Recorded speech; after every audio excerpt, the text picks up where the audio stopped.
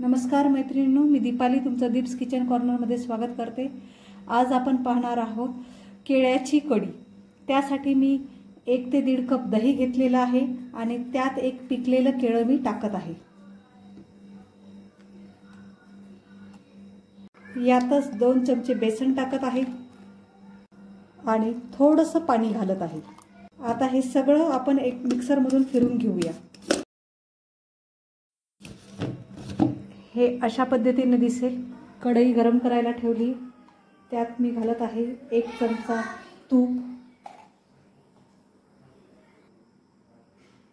आपलं तूप छानपैकी गरम झालेलं आहे। आता यात टाकूया आपण कलमी, मेथ्याचे दाणे आणि लवंगा।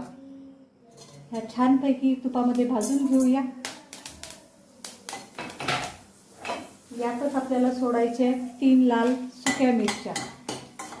आता हे आपल्या फोडणीचा वास जाऊ नये म्हणून आपण यात थोडंसं पाणी घालतो आणि लगेच त्याच्यावर झाकण ठेवतो, त्यामुळे आपल्या फोडणीचा वास जाणार नाही। पाणी व्यवस्थित उकळलेलं आहे। आता यात घालू आपण थोडासा कढीपत्ता, थोडंसं अद्रक यातच किसून घालूया आणि थोडीशी हिरवी मिरची आणि लसणाची पेस्ट। हे व्यवस्थित सगळं मिक्स करून घेऊया।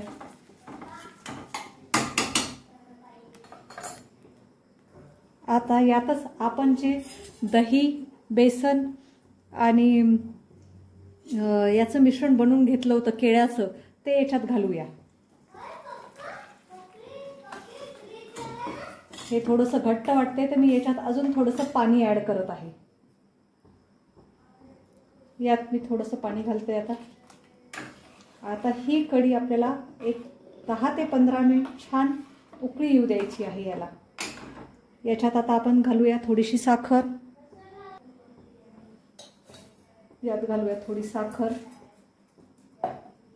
आणि चवीपुरतं मीठ। 1-2 चमचे मीठ घालत आहे मी। हे सगळं व्यवस्थित मिक्स करायचंय आणि एक 10 ते 15 मिनिट छान आपल्याला याला मंद आचेवर उकळी येऊ द्यायची आहे। आता यावर घालूया आपण सांबार। अतिशय चवीला सुंदर अशी लागते ही कढी। ही थोडीशी गुजराती स्टाईलची कढी आहे। महाराष्ट्रीयन कढीपेक्षा थोडीशी वेगळी आहे। जर तुम्हाला ही माझी कढी बनवण्याची पद्धती जर आवडली असल्यास माझ्या चॅनलला नक्की लाईक, शेअर आणि सबस्क्राईब करा। थँक्यू।